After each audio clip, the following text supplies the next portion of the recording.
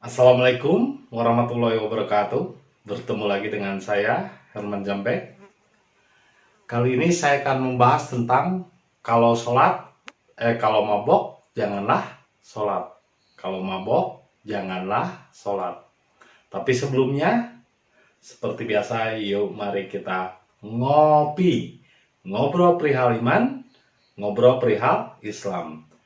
Kopi ketika otak perlu inspirasi.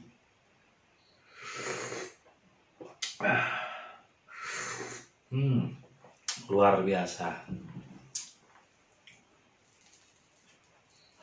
Kenapa ada ayat di dalam Al-Quran dijelaskan, janganlah kamu sholat dalam keadaan mabuk. Jadi kalau mabuk, jangan sholat. Kata-katanya sebetulnya dibulak-balik juga nggak masalah. Janganlah sholat dalam keadaan mabuk. Atau kalau mabuk, jangan sholat. Nah, maboknya di sini, mabok apa? Bukan mabok minuman, bukan mabok khamar dan lain sebagainya, bukan mabok makanan, tapi mabok agama, mabok ideologi, mabok kebenaran. Namanya mabok adalah orang yang tidak sadar akan dirinya. Karena yang besar itu di alam semesta ini adalah nafsu. Ketika nafsu menguasai diri, maka orang itu tidak akan sadar. Nah, apa yang membuat orang tidak sadar atau mabok? Ketika dia beribadah, merasa ibadahnya paling benar, merasa ibadahnya paling suci, merasa dirinya paling suci, akhirnya menyalahkan orang lain yang tidak beribadah, yang seragam dan sama dengannya. Kenapa kita harus memaksakan seragam? Kenapa kita harus merasa supaya orang sama dengan kita? Kalau kita ibadah, tujuannya ibadah kepada Allah, itu fokus kepada diri. Kita nggak perlu ngurusin orang lain. Dan orang lain juga belum tentu mau diurusin oleh kita. Ngapain kita ngurusin orang lain? Saya sendiri, ngurusin sendiri aja saya ribet. Sampai harus olahraga, harus lari pagi. Ngurusin badan sendiri aja saya capek. Mau ngurusin, apalagi ngurusin orang lain. Dan belum tentu yang mau kita urusin itu dia pengen kurus. Bisa saja kan dia tidak mau kurus. Jadi untuk apa kita ngurusin orang lain? Nah, kalau kita ibadah, itu fokus kepada diri, memperbaiki diri. Ibadah itu adalah diri kita, bukan untuk orang lain, bukan memikirkan orang lain. Memangnya kalau orang lain ibadah dan tidaknya rugi kepada kita. Orang nggak ibadah, emang rugi kita kalau orang nggak ibadah? Orang nggak ibadah ya terserah dia untuk dirinya. Jangankan kita ngurusin orang lain, Allah saja ketika umatnya tidak beribadah, tidak marah. Allah tidak rugi ketika umatnya nggak ibadah. Allah juga nggak untung ketika semua manusia beribadah kepadanya. Jadi keuntungan dan kerugian orang itu beribadah bukan untuk Allah, bukan untuk diri kita, tapi untuk dirinya sendiri. Jadi untuk apa kita ngurusin ibadahnya orang lain? Nah, katanya sholat. Sholat itu kan hubungan dengan Allah. Allah saja kan Maha Rahman dan Rahim. Maha kasih sayang. Lagi pula sebelum kita sholat, kita harus wudhu dulu.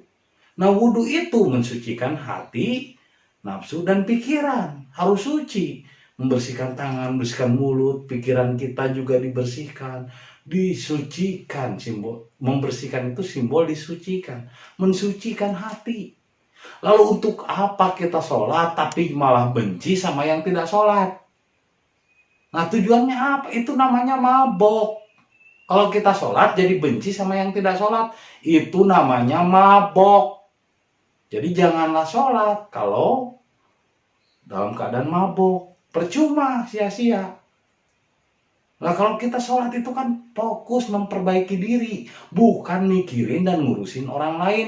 Orang lain mau ibadah, mau tidak, ya urusan dia. Orang lain mau sholat, mau tidak, ya urusan dia. Ngapain kita pusing-pusing mikirin orang lain?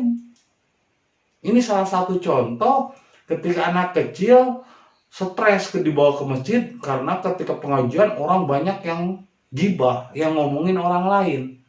Akhirnya orang tuanya menyuruh anak tersebut untuk mengambil kopi dari gelas pop es, gelas plastik di sudut masjid. Walaupun jaraknya 3 meter, dia menyuruh dan jangan sampai kopinya itu tumpah.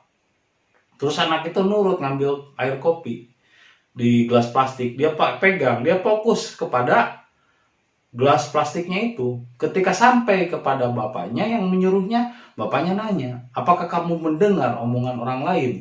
Orang lain begini begitu. Tidak. Kenapa kamu tidak mendengar? Karena saya fokus kepada air kopi supaya tidak tumpah. Artinya, orang yang fokus kepada dirinya, maka dia tidak akan memikirkan apapun yang diomongkan orang lain.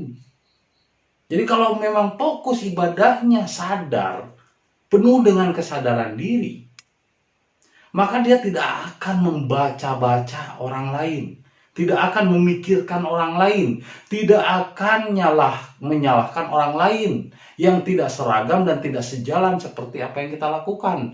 Orang mau ibadah, mau tidak, ya terserah dia. Ngapain kita ngurusin orang lain? Ngapain kita mikirin orang lain? Ibadah kan fokus kepada diri. Nah, kalau kita ibadah kepada Allah tapi memikirkan orang lain yang tidak ibadah kepada Allah, berarti kita tidak fokus kepada dirinya. Itulah mabok namanya. Apalagi sampai jadi benci sama yang tidak sholat. Lah kan sholat tujuannya mensucikan hati kita. Terus kalau kita sholat jadi benci sama yang tidak sholat, lah gimana sholatnya? Berarti kan sholatnya mabok. Janganlah sholat kalau mabok. Jadi sadar diri. Karena tujuannya ibadah bukan kebutuhan orang lain atau siapapun, tapi kebutuhan dirinya sendiri. Orang lain mau ibadah mau tidak terserah dirinya. Allah pun begitu kan kepada hambanya. Mau ibadah mau tidak terserah dirinya. Kenapa kita jadi benci sama yang tidak sholat? Kalau kalian benar sholatnya, maka justru akan menjadi lebih mencintai orang yang tidak sholat. Nabi Muhammad pun mencintai orang Yahudi yang selalu mencela. Orang Yahudi yang lumpuh, yang buta, yang selalu mencelanya tetap diberi makan, tetap dikasihi. Artinya apa? Untuk apa kita membenci orang yang tidak sholat? Karena sholat itu tujuannya bukan untuk mikirin orang, tapi untuk fokus memperbaiki diri. Ibadah saja fokus memperbaiki diri, sehingga kita tidak akan pernah memikirkan ibadahnya orang lain. Yang terpenting dari sholat itu, kalau kita mau sadar, apa itu sholat? Sholat itu tanha anil fahsya wal munkar. Sholat itu mencegah perbuatan keji dan munkar. Kalau sholatnya benar, maka dia tidak akan menyangka buruk mereka yang tidak sama sejalan dengan kita. Orang yang sholatnya benar, maka tidak akan membenci orang yang tidak sholat. Orang yang sholatnya benar tidak akan mengurusi ibadah orang lain. Dia akan fokus kepada dirinya sendiri. Maka benar sholatnya apabila benar hasil dan aplikasi dari sholatnya itu. Yaitu tanha anil fahsya wal munkar. Mencegah perbuatan keji dan munkar. Hati ini jadi tidak benci, tidak dendam, tidak suka sama yang tidak sejalan dengan kita. Jangan sampai tidak suka sama orang. Jangan sampai jadi benci sama orang yang tidak sholat. Kalau Anda sholat, jangan sampai benci sama yang tidak sholat. Kalau Anda beribadah pada Allah, jangan sampai benci sama orang yang tidak beribadah pada Allah. Kan katanya ibadah sama Allah. Kalau ibadah sama Allah, Allah itu kan Ar-Rahman Ar-Rahim. Jadi harus mengikuti sifat-sifat Allah yang maha kasih sayang. Jangan membenci. Jadi sadarlah. Sholatlah dalam keadaan sadar. Sholat itu untuk memperbaiki diri, bukan untuk mengurusi orang lain. Ya, memperbaiki diri. Apa yang kita pandang benar belum tentu benar menurut orang lain. Angka 6 dari sudut pandang saya sini seperti angka 6. Mungkin dari sudut pandang Anda melihatnya ke sini itu seperti angka 9. Jadi angka 6 dari satu sudut bisa jadi itu angka 9 dari sudut lain. Jadi pandangan menurut kita benar belum tentu benar menurut orang lain. Karena pandangan dan pola pikir kebenaran itu berbeda-beda. Dan itu tidak bisa dipaksa untuk seragam. Ini kayak anak SD harus seragam, semuanya harus sama. Nggak bisa begitu. Allah itu rahmatan lil alamin. Untuk semua manusia, berbeda-beda agama, berbeda keyakinan, berbeda bangsa, berbeda warna kulit. Jadi jangan pernah memaksa perbedaan. Karena kebenaran itu tidak selalu harus sama. Menurut pandangan saya begini, menurut pandangan Anda mungkin beda lagi. Jadi kebenaran tidak selalu kaku. Contohnya tentang kebenaran tentang matahari. Menurut orang-orang pada umumnya, matahari itu terbit dari timur dan tenggelam di barat. Menurut orang pada umumnya dan biasa dilihat matahari terbit timur, tenggelam di barat. Tapi menurut pengetahuan, matahari itu tidak kemana-mana, diam di tempat, berputar, berotasi di tempat. Justru yang menjadikan matahari tenggelam dan terbit dan tenggelam itu adalah karena buminya yang berputar mengelilingi matahari. Jadi jelas di sini ada dua versi kebenaran yang berbeda. Menurut umum matahari itu terbit dari timur, tenggelam di barat. Tapi menurut pengetahuan, menurut sains dan penelitian bahwa matahari nggak kemana-mana, diam. Yang membuat matahari timbul dan tenggelam, yang membuat siang dan malam itu karena buminya yang bergerak dan mengitari matahari. Artinya berarti kebenaran tidak selalu bisa dilihat dari satu sudut pandang. Kalau kalian melihat kebenaran dari sudut pandang yang menurut kamu benar, berarti itulah Dajjal, memandang sebelah mata. Kebenaran yang kamu yakini saat ini bisa jadi adalah kesalahan yang belum kalian pahami. Kalau kalian udah meningkat pengetahuannya, tiba-tiba melihat masa lalu, oh ternyata saya dulu masih salah. Nah, kalian akan sadar sendiri, akan malu sendiri. Makanya jangan ngotot kalau dalam kebenaran. Bisa jadi kalian sedang mabuk kebenaran. Jadi apa yang kalian pandang benar belum tentu benar menurut orang lain dan belum tentu benar menurut Allah. Jadi matahari saja menurut umum terbit dari barat, terbit dari timur, keluar dari barat. Menurut ilmu pengetahuan matahari nggak kemana-mana, nggak pernah terbit, nggak pernah tenggelam.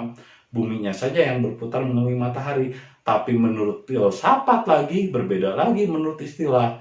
Matahari sekarang terbit dari barat. Maksud dari matahari itu adalah simbol pengetahuan, tren, dan sumber ekonomi dan pendidikan. Sekarang udah ada di barat, yaitu di Amerika. Semua orang kan banyak tren-tren ke Amerikaan, ke barat-baratan. Berarti kan matahari terbit dari barat. Jadi setiap pandangan, setiap kebenaran memiliki sudut pandang yang berbeda. Jangan merasa benar, tapi benarlah dalam merasa. Jangan membiasakan kebenaran, tapi biasakanlah diri kita untuk menerima kebenaran. Janganlah sholat dalam keadaan mabok. Jadi kalau mabok, jangan sholat.